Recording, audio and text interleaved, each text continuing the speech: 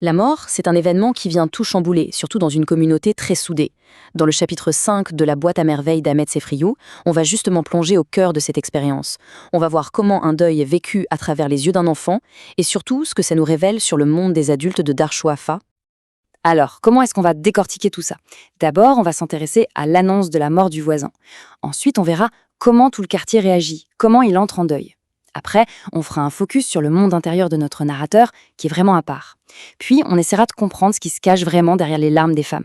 Et enfin, on terminera avec quelques pistes de réflexion.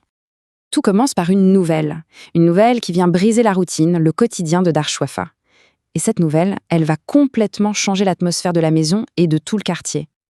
Et voilà, la nouvelle tombe comme ça, brutalement, sans prévenir. Une voisine qui l'annonce sans détour. Une simple phrase et tout s'arrête. Le quartier bascule dans une autre réalité. Mais attention, il ne s'agissait pas de n'importe qui. Le coiffeur, Sidi Mohamed Ben Tahar, c'était une figure du quartier. Tout le monde le connaissait.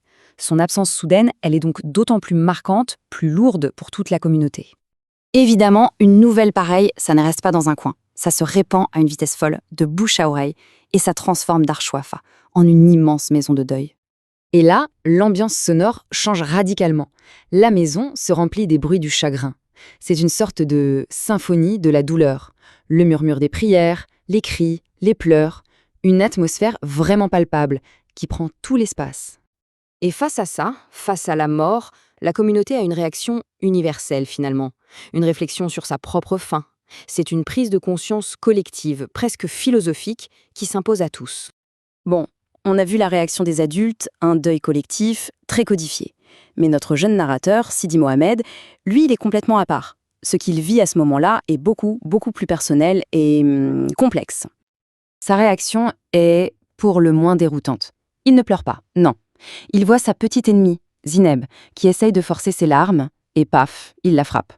Un geste de violence étrange, suivi d'une fuite. Ça montre bien à quel point il est déconnecté de ce que vivent les adultes. Et c'est là qu'on voit tout son mécanisme de défense. Pour lui, la réalité est trop dure, trop sombre. Alors que fait-il? Il s'échappe dans son imagination. Il transforme la mort, sa propre mort, en une espèce de rêve, une fantaisie presque joyeuse. Et ça donne cette pensée incroyable. Il ne voit pas la peur ou la faim, mais une procession magnifique avec des anges. C'est toute la magie de son regard d'enfant, capable de trouver du merveilleux même dans le tragique. Son père, lui, comprend bien son fils. Il ne le gronde pas, il lui raconte une histoire, une parabole qui vient le rassurer et qui lui dit que même la mort la plus solitaire peut cacher une beauté invisible, une dignité sacrée. Maintenant, ce qui est vraiment intéressant, c'est que cette histoire de pleurs, le narrateur s'y était déjà intéressé. Ce n'est pas la première fois qu'il observe les femmes en train de pleurer et qu'il se pose des questions. C'est la grande question qu'il se pose. D'où vient un chagrin si intense, si partagé? Et la réponse que donne le roman est bien plus profonde qu'on ne pourrait le croire. Ça va au-delà du deuil pour le voisin. Voilà la clé. Cette phrase, tirée du chapitre 3, nous dit tout. Le deuil n'est pas seulement pour le mort. Il devient une occasion, pour chaque femme, de pleurer sur elle-même, sur ses propres souffrances. C'est une sorte de catharsis. C'est ça, le point essentiel.